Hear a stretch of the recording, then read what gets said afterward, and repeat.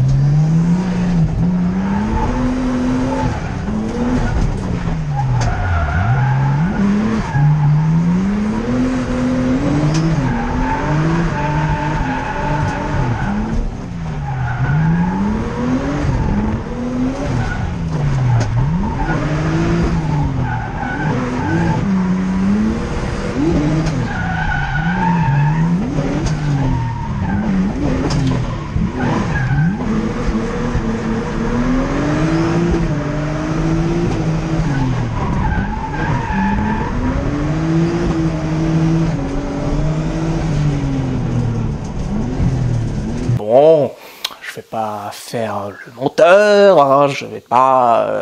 voilà, mais je vais pas vous mentir, mais ça m'a fait quand même bizarre de voir que dans mes rétros, je faisais de la fumée, et pas un petit peu de fumée comme si je tirais un coup de frein à main avec la grise. Non, je faisais de la fumée. C'est pas forcément un objectif pour certains, mais en tout cas, quand on fait du drift, on a plus ou moins cette envie de faire de la fumée / beaucoup de fumée. Et j'ai été servi, en tout cas sur cette journée-là. Ça a fait son petit quelque chose, mais la joie, elle a été de courte durée. Je vous laisse découvrir ça tout de suite, parce que là, il va se passer quelque chose de cocasse, comme d'habitude.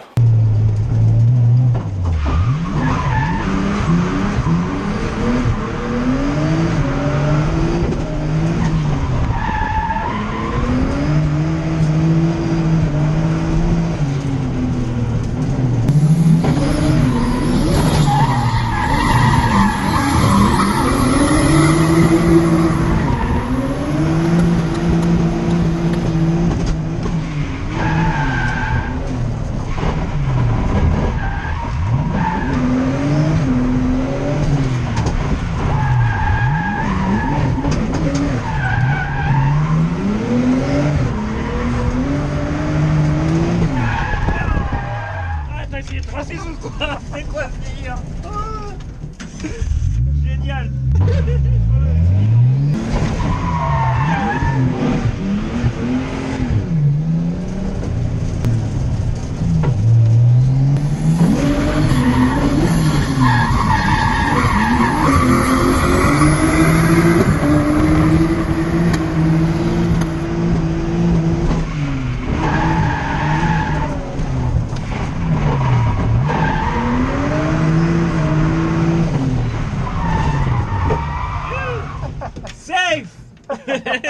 T'as même pas déplacé le pneu. Alors peut-être on est monté sur quelque chose mais j'ai pas senti. C'est l'avant. Ah ok.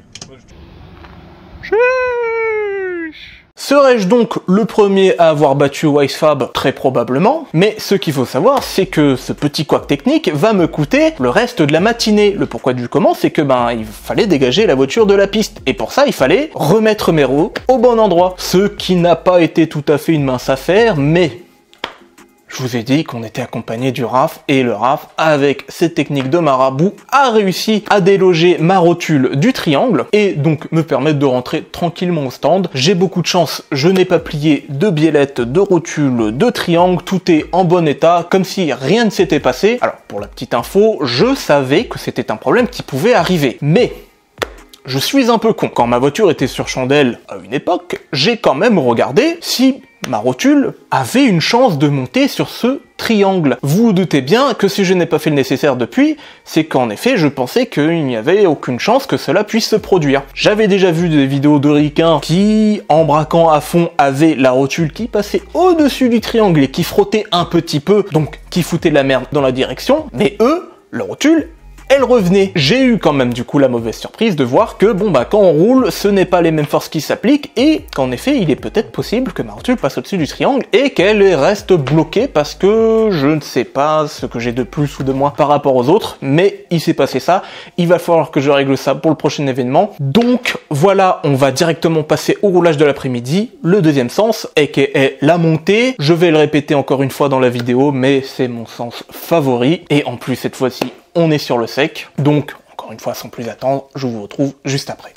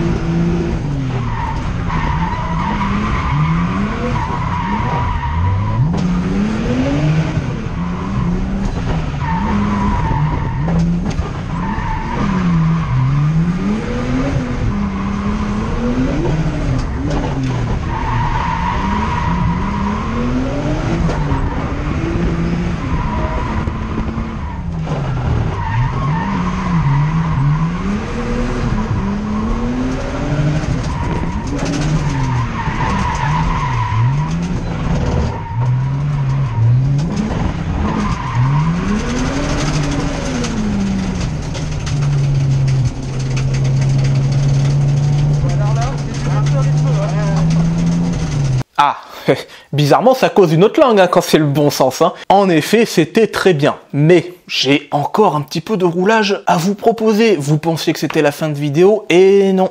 Pas maintenant. Parce que le pourquoi du comment on va rouler encore un peu plus, c'est parce qu'on va faire quelque chose que je n'ai jamais fait, hein, justement, c'est de suivre une voiture devant qui va nous filmer et en plus en tandem. Donc, avec Romain Ternier, de Ternier Compétition, on se dit, eh ben pourquoi pas un run en chase, un run en lead. J'ai quand même prévenu Romain que quand j'allais être en lead, ça n'allait pas être forcément le run du siècle et qu'il fallait faire un petit peu gaffe et prendre un peu ses distances, parce que n'oublions pas, ma rotule peut toujours passer au-dessus du triangle et me faire cette connerie que j'ai eue dans la matinée. Donc on y va tranquillou, avec un peu de précaution. Quand j'étais en chase, je vais pas vous mentir, je n'étais pas le plus serein, parce que bon, bah, je ne fais pas beaucoup de tandem du tout, et qu'en plus, la petite 30 de Romain est carrément différente du monstre japonais avec un RB25 que j'ai. Donc je vais vous retrouver juste après parce que, encore une fois, diantre, il se passe tellement de choses, c'est qu'il va pas se passer quelque chose de et en fait il va avoir une couille à un moment donné et vous allez vite comprendre le pourquoi et du comment. Je vous retrouve donc juste après.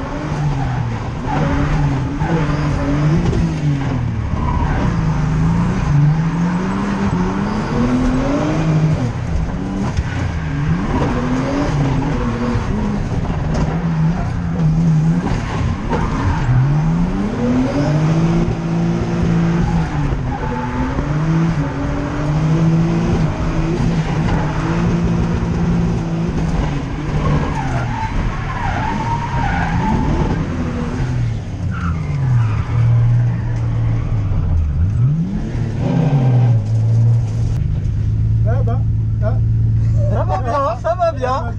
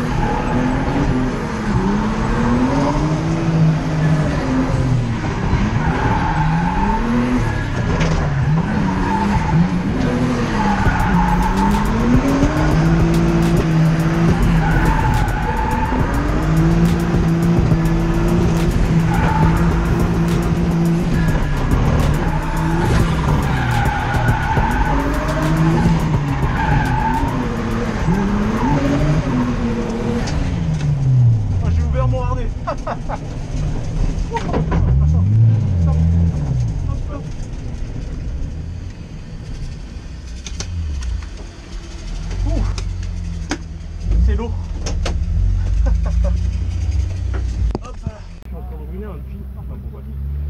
Débile ou têtu, ça reste encore à définir. Pour vous expliquer, à plus ou moins la moitié du tracé, je me suis rendu compte qu'il y avait quelques petites gouttelettes qui apparaissaient sur mon pare-brise. En roulant, je me suis quand même posé quelques questions, je me suis demandé, est-ce que c'est de l'huile ou du liquide de refroidissement? Mais, étant bien trop engagé dans le tandem et dans l'objectif de faire une belle vidéo pour les mecs qui filment devant nous, on va finir le run en beauté, on va finir cette journée bien comme il faut, et quoi qu'il se passe dans la baie moteur, nique sa race, hein. On va juste finir le run, et à la fin du run, en voyant la buée et la fumée sous le capot, étant donné que je suis un habitué des fuites de liquide de refroidissement avec la grise, c'est une situation que j'ai déjà connue, je savais ce qui était en train de se passer, j'ai quand même check ma température d'eau, ma température d'huile pour savoir si je n'étais pas dans l'excès. Eh bien non, donc bah voilà, c'est juste que bah, c'est la fin du roulage pour la journée, ça tombe bien parce que c'était la fin de journée tout simplement. Et en plus, j'ai eu le flair, hein. J'ai loué un camion plateau pour faire l'aller et le retour. Ça trompe pas. En tout cas, Raphaël et tous ceux qui étaient présents le savent bien et ils savaient que moi aujourd'hui, après cette petite nuit blanche, j'allais venir rouler pour casser et ben je n'y ai pas manqué. Donc voilà, une petite fuite de liquide de refroidissement de rien du tout, on s'en sort bien. Avant de conclure cette vidéo, on va quand même faire un petit comparo avec le réglage du carrossage à l'arrière. Est-ce que du coup, oui ou non, l'usure est-elle meilleure? Mais avant ça, il faut savoir que le circuit du Val-de-Loire est extrêmement abrasif. Un point qui est...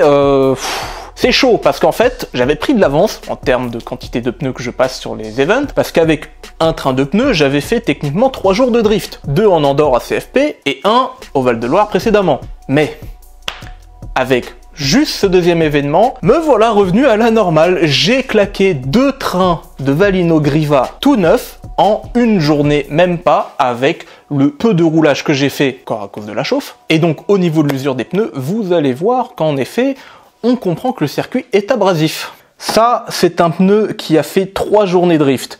2 en Andorre à CFP et 1 au Val-de-Loire sur le mouillé. À mentionner quand même qu'à CFP, il y a eu de la pluie et un peu de sec. Vous le voyez, hein, pas de secret, ça se voit. Il y a du carrossage, hein, beaucoup. Cette partie-là est au bout de sa vie. Enfin, au bout de sa vie, plus maintenant parce que ça a éclaté. Et cette partie à l'extérieur a quand même... Quand je regarde le témoin, beaucoup de marge, genre vraiment beaucoup. Donc vous comprenez bien hein, que je suis maintenant motivé à résoudre ce problème-là, hein, parce qu'au prix de la perte de pneus, on va éviter de les user comme ça à l'avenir. Et on va donc comparer avec un autre pneu qui a tenu même pas la demi-journée au Val-de-Loire uniquement sur le sec, avec bien sûr mon carrossage théoriquement à 0. Donc voilà, ça c'est avec théoriquement 0 degré de carrossage à l'arrière. Vous allez peut-être pas très bien le voir, mais sur les bords, ce n'est pas tout à fait usé. Probablement parce que j'ai un peu surgonflé mes pneus. Je roulais à 4 bars parce que j'avais quand même des doutes sur le fait que ma petite voiture puisse assumer ce circuit avec ces pneus-là dans ma config actuelle. Mais ce qu'on peut aussi voir, c'est que le gap entre ce morceau de pneu là et la partie usée est quand même assez importante. On voit que la piste, littéralement, je vais pas dire enculée, mais elle agresse littéralement les pneus et qu'elle arrache beaucoup de morceaux de gomme. Mais en tout cas, au niveau de l'usure, on est sur quelque chose de bien mieux qu'avant. Il y a probablement des endroits où on voit que j'ai tiré des coups de frein à main, mais ça, voilà. Donc voilà. Il y a quand même beaucoup de mieux, et même au niveau du ressenti de la voiture, c'est quand même une autre affaire, hein. C'est beaucoup plus simple à rouler pour les déclenchements et pour tout le bordel, mais ça probablement vous le savez déjà. Donc pour conclure cette vidéo, c'était une journée ma foi très productive, très intéressante, encore quelques petits couacs techniques à résoudre par-ci par-là. De base, je voulais que cette journée soit un autre point de référence pour les prochains événements. Comme ça, j'ai une sortie sur laquelle me baser qui a été sur le mouillé et une sur le sec. Mais avec les petits couacs de convertisseur 4 trous vers 5 trous, on a dû faire une petite modification, ce qui n'est pas plus mal parce que j'aurais eu un peu la flemme d'abîmer mes Valino Griva tout neuf comme sur les events d'avant. Encore une fois, je m'attendais à bien pire avec la voiture et au final, j'ai été, mine de rien, agréablement surpris. Peut-être du coup que les circuits un peu plus petits, un peu plus techniques, sont peut-être plus adaptés à ma voiture. Bon, après, j'ai quand même un châssis avec quelques chevaux, donc hein, ça gomme un peu les trucs. Je me suis dit quand même que ça serait pas mal de confirmer, de tester la voiture un jour, si possible, sur un circuit beaucoup plus grand. En plus, on n'était pas beaucoup à rouler, on était concrètement plus ou moins 3 personnes à rouler, Romain, moi et le Raph. Donc, on était libre, on avait le circuit pour nous, on s'est quand même drôlement amusé, le Raph a pu découvrir le circuit et rouler un peu avec sa S15. Pour la prochaine vidéo, pour l'épisode 3, il va se passer des choses. Et oui, parce que cette fois-ci, on va faire de grosses modifications. La prochaine vidéo, ça va parler Drift Games, ça va parler différentiel, fusée avant, et plein de choses. Soyez prudents sur la route et à la prochaine.